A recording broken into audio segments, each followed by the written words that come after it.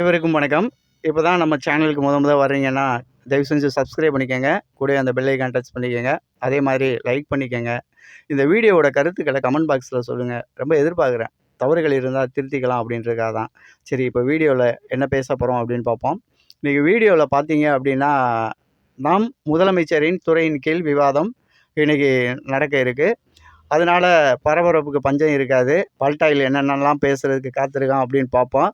2வது, இவ்வளோ தூரம் பார்த்தீங்க அப்படின்னாக்கா, நம்ம வெற்றி தலைவர் விஜய் அண்ணாவின் ஆட்சியில அதிமுக அறவே அழிந்து ஒழிந்து வந்து சேர்ந்துட்டாங்க அப்படின்றது தெரியும். அதிமுக அழிக்கப்பட்ட கட்சியா மாறிடுச்சா அப்படின்றது உங்களுக்கு தெரியும். அந்த மனவேதனையில இங்கிட்டு உதயகுமார்லேருந்து அதிமுகவோட எடப்பாடி கே பழனிசாமிலேருந்து எல்லாருமே போட்டு அப்படியே கொந்தளிச்சு போய் கிடக்குறாங்க. என்னடா ஒரு கட்சியை முடிச்சு விட்டு எல்லாரும் போய் சேர்ந்துட்டாங்க, இவங்க பூராத்தையும் இழுத்துட்டாங்கன்னு சொல்லாதீங்க. அவங்களாம் வந்து இணைஞ்சிட்டாங்க அப்படின்னு சொல்லுங்க. அதே மாதிரி திராவிட முன்னேற்ற கழகத்தில் என்னப்பா ஒரு ஆள் கூட வந்து சேரலையே, திமுக அப்படியே கட்டுமஸ்தா இருக்கோ, அப்படியே கட்டுக்கோப்பான கட்சி, 60 வருஷ பாரம்பரிய கட்சி, அவங்களாம் வரமாட்டாங்க, அவங்கெல்லாம் ரொம்ப குறிக்கோளோட இருக்கவங்க அப்படின்னு சொல்லியிருந்தீங்க. அதுலேயும் நேர்மையான திமுக உறுப்பினர்கள் இருப்பாங்கல்ல, அதில் ஒரு சிலர் ஒரு 5 பேர் இப்போதைக்கு எம்எல்ஏவா இருக்கிறவங்க தமிழக வெற்றி கழகத்தில் இணைகிறாங்க அப்படின்ற ஒரு தகவல் வந்திருக்கு. அதில் முன்னாள் அமைச்சரும் ஒருவர் அப்படின்றதும், அந்த அமைச்சர் தெற்கு மாவட்டத்தை சேர்ந்தவர் அப்படின்ற ஒரு தகவலும் கசிஞ்சிருக்கு. கூடிய விரைவில் இந்த செய்தி பார்ப்பீங்க. இன்னும் ரொம்ப அழுக போகிறாங்க அப்படின்றத நீங்கள் பார்க்கலாம். அது போக இன்னைக்கு நம்ம சவுக்கு மீடியா அண்ணன் சவுக்கு சங்கர் அண்ணனை பற்றி பேசி ஆகணும். ஒவ்வொரு வீடியோவிலையும் பார்த்தீங்க அப்படின்னா, ஓடி ஒளிந்த காலங்கள் போய், இழந்தது போய், அவரால் இழப்பு அப்படிங்கிறதெல்லாம் விட, உண்மையிலே அந்த திராவிட முன்னேற்ற கழகத்தால் அவருக்கு ஏற்பட்ட இழப்புகள் அப்படிங்கிறது சொல்லி மாளாத இழப்புகளை சந்தித்தவர் தான் அண்ணன் சவுக்கு சங்கர். அவர் எப்போ பார்த்தாலும் ஒன்றே ஒன்று சொல்லுவார். இதை எப்போ பார்த்தாலும் சொல்லுவார் அப்படின்னு சொல்கிறதுக்கு முன்னால் 2021 திராவிட முன்னேற்ற கழகம் ஆட்சிக்கு வந்த உடனே அவர் பேசினது, திமுகவின் நிலைப்பாடுகளும் அவங்க அரசியலும் எப்படி போகுதுன்னா, நான் என்ன சொல்கிறேனோ அதை கேட்டு தான் திமுக அரசியல் பண்ணிக்கிட்டு இருக்காங்க. அந்த ஒரு பேச்சு தான் இன்றைக்கி அவங்களோட அரசியல் முன்னெடுப்பு, அதை தான் அவங்க செயல்படுத்திக்கிட்டு இருக்காங்க அப்படின்னு பேசியிருப்பார்.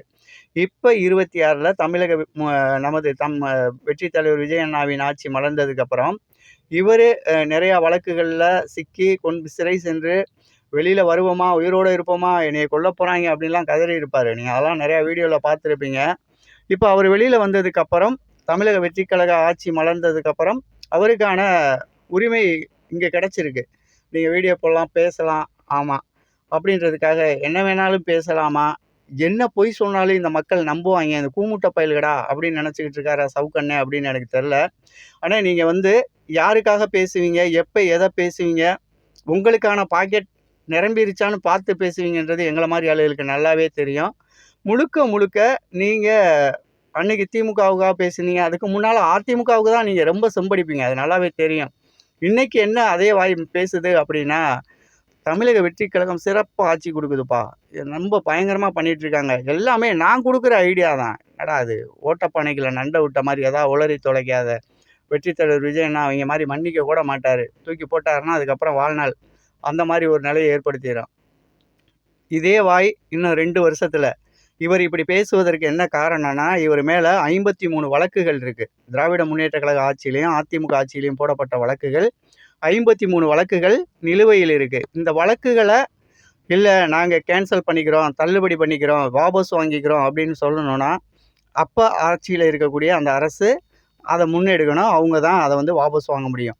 அதுக்காக இன்றைக்கி அந்த வாய் இப்படி பேசுது. இந்த வாய் இப்படி பேசுது அப்படிங்கிறத விட, தமிழக வெற்றி கழக தலைவர் விஜய் அண்ணா நீதிக்கு புறம்பா, நியாயத்துக்கு புறம்பா ஒரு வழக்கை வாபஸ் வாங்கினாரு அப்படின்னா, அண்ணன் பேரும் கெட்டு போகும் அப்படின்னு அண்ணனுக்கு தெரியாதா?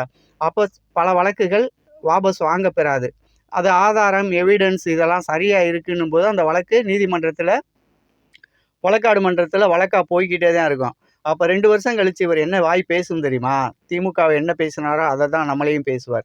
ஏன்னா இவ்வளோ பெரிய நல்லவர், இவர் மாதிரி ஒரு நல்லவரை நம்ம வாழ்நாளிலே பார்த்துருக்க முடியாது. அவ்வளோ பெரிய சிறப்புமிக்க வல்லமை பெற்ற ஒரு யூடியூபர். ஒரு முன்னாள் அரசு அதிகாரியாக இருந்தவர். இவருக்கு பல பேர் வந்து மறைமுகமாக சப்போர்ட் பண்ணி அரசில் நடக்கக்கூடிய ஊழல் ஓட்டைகள் எல்லாத்தையும் சொல்லி கொடுத்துக்கிட்டு இருக்காங்க அப்படின்லாம் நிறையா சொல்லுவார். நிறையா விஷயங்களை இவரு மக்கள்ட்ட பொய்யா தான் நெறைய பொய்கள் சொல்லக்கூடிய ஒருத்தர் தான். இவரு அவ்வளோ தூரம் உண்மையெல்லாம் பேசக்கூடிய உத்தமர்லாம் சொல்ல முடியாது. இவர் சொந்த வாழ்க்கைக்குள்ள நம்ம போல. முழுக்க முழுக்க நல்லா கேட்டுங்க. இவர் சொந்த வாழ்க்கைக்குள்ள போனோம் அப்டின்னா, இவரெல்லாம் பேசக்கூடிய தகுதியே இல்லாதவரு அப்படின்னு தான் சொல்ற அளவுக்கு நான் பேச வேண்டியிருக்கும். அதனால அத விட்டு தள்ளிருவோம். ஒரு இவர் இந்த வாய் என்ன பேசும் இன்னும் 2 வருஷத்துல அப்டின்னா, தமிழக வெற்றி கழகமும் இப்படிதான்யா. இவங்க இப்படிதான்யா பண்ணுவாய்ங்க. இதுல இவ்வளோ ஊழல் பண்ணியிருக்காங்க. இவனுக்கு தான் எடுத்து வந்து இவனே ஊழல் வாங்கி குடுத்த மாரி பேசுவான். அதனால நமது வெற்றித் தலைவர் விஜய் அண்ணா, சவுக் சங்கர் என்ற ஒரு பச்சோந்தியை நம்ப வேண்டாம்.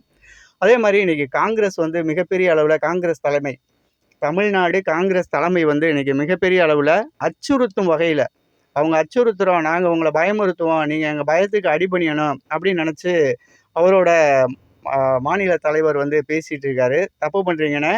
மிகப்பெரிய அளவுல தப்பு பண்றீங்க.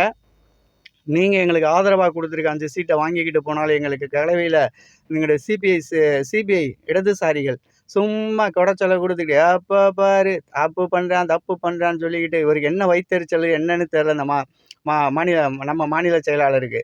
இல்ல இவருக்கு அந்த சலுகைகள்லாம் கிடைக்கலையே, நம்ம மாநில செயலாளருக்கும் பதவியில இருக்க அந்த 2 பேருக்கு மட்டும் தான் இதெல்லாம் கிடைக்குதே அப்படின்னு சொல்லி வயித்தெரிச்சல் எதுவும் கத்துறாரா?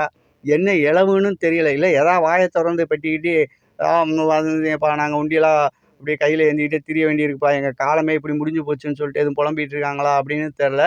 வயசுல மூத்த அரசியல்வாதி. இவரோட பேச்சு அப்படின்றது அநாகரிகமான ஒரு கூட்டணி கட்சியில இருக்கக்கூடிய ஒரு கட்சியை மிரட்டும் தொனியில பேசுனா, 107 இடங்களை பிடித்து இன்னைக்கு தனிப்பெரும்பான்மையோட இருக்கக்கூடிய வெற்றித் தலைவர் விஜய் அண்ணா என்ன முடிவு எடுத்தாலும் அது சரியா இருக்கும். கூடிய விரைவில் இந்த கம்யூனிஸ்டோட முகத்திரைகளும் கிழிக்கப்படும் அப்படின்றத நீங்க பார்க்கலாம். இவங்க மிரட்டிட்டு இருக்கிறதுக்கெல்லாம் இங்க வேலையே கிடையாது. அவங்க வாழ்நாள் பூரா கொத்தடிமை கட்சிகளுக்கு க கிளீன் பண்ணி குடுத்துட்டே இருக்கிறவங்க. அதனால நம்ம கூடிய விரைவில கம்யூனிஸ்ட் புடுங்கிட்டு போயிறணும் அப்படின்னு ஆசைப்படுவோம். அத விட இந்த காங்கிரஸோட மாநில தலைவர் பேசுறது மிக மிக நாவடக்கம் வேணும் அப்படின்னு தான் சொல்லுவோம். என்னப்பா நீங்க பிரதமர் ஏன் ஆகணும்னு நாங்க சொல்லக்கூடாதா? எங்க வெற்றி தலைவர் விஜய் அண்ணா பிரதமர் ஆகணும்.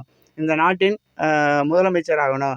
அனைத்து மாநிலங்களுக்குமான, அனைத்து மக்களுக்குமான ஒரு தலைவர் ஆகணும். நல்லது செய்வாரு அப்படின்ற நம்பிக்கையில மக்கள் முடிவு எடுத்துட்டா இவரு என்ன அப்பாட்டக்கரு? இவரு முதல்ல மாநில தலைவரா தொடர்ந்து நீடிப்பாரா? அப்படின்றதே இன்னைக்கு அவருக்கே தெரியாம இருக்கு. ஏன்னா நாளைக்கு நெனச்சா காங்கிரஸ் இவர தூக்கி விட்டு போயிரும். அப்படி இருக்கும்போது இவரு நாங்க எங்களோட முதல் பார்வையினால தான் நீங்க இன்னைக்கு பதவியில இருக்கீங்க. இன்னைக்கு அதெல்லாம் மறந்துட்டு நீங்க வந்து இப்படிலாம் பேசுறீங்க அப்படின்னா, ரொம்ப ஒரு வேதனையான விஷயம். நாங்கலாம் முட்டு குடுத்தத உருவிட்டு போயிட்டோம்னா, தமிழ் தேசியம் பேசுற நாங்கலாம் வந்து நீ எப்போ போவேன்னு தான் எதிர்பார்த்துட்டு இருக்கோம். உன்னைய நம்பி இங்க ஆட்சி நடக்கல. ஆனா, எங்கள நம்பி தான் உங்க டெல்லி இருக்கு. காங்கிரஸ் அப்படின்ற ஒரு கட்சி, ராகுல் காந்தி பிரதமர் ஆகணும் அப்படின்ற கனவு ஈடேறணும் அப்படின்னு நினைச்சீங்கன்னா, வாயையும் 9 ஓட்டைகளையும் பொத்திட்டு இருக்கணும் அப்படின்னு பெரியவங்க சொல்லுவாங்க. அத தான் நானும் சொல்றேன். கொஞ்சம் நாவடக்கத்தோட வெற்றி தலைவர் விஜய் அண்ணாவின் வழிகாட்டுதல்ல அடக்கிக்கிட்டு இருந்தீங்க அப்படின்னா, இன்னும் ஒண்ணு கேட்கிறேன். இத்தன வருஷம் திமுக கூட்டணியில இருந்தீங்கல்ல, எவ்வளவோ செம்படிச்சீங்கல்ல, அப்படியே முட்டு முட்டா குடுத்தீங்கல்ல. உங்களோட சட்டமன்றத்துக்குள்ள உங்களோட குரல் என்னைக்காவது ஒலிச்சிருக்கா? எவனா உங்களுக்கு மைக்கு குடுத்து பேச விட்டுருக்காங்களா? இன்னைக்கு உங்க குரல் உலகம் முழுக்கும் ஒலிக்கிற அளவுக்கு வெற்றி தலைவர் விஜய் அண்ணா பண்ணியிருக்காரு. கம்யூனிஸ்டோட குரல் இன்னைக்கு உலகம் முழுவதும் பேசுது. இன்னைக்கு அது பதிவு செய்யப்படுது. ஆனா, அப்படி ஒரு குரல உங்களுக்கு உரிமை குடுத்திருக்கிற வெற்றி தலைவர் விஜய் அண்ணா எங்க? சொல்லி காமிச்சுக்கிட்டு திரியிற நீங்கலாம் எங்க? போடா இதான் உங்க அரசியலு. இந்த அரசியலுக்கெல்லாம் நாங்க அஞ்சுறவங்க கிடையாது. நீங்க மிரட்டி பார்க்காதீங்க. உங்களையெல்லாம் விரட்டி விட்டுருவோம் அப்படின்னு சொல்லிட்டு மீண்டும் அடுத்த ஒரு வீடியோவில் சந்திப்போம். நன்றி, வணக்கம்.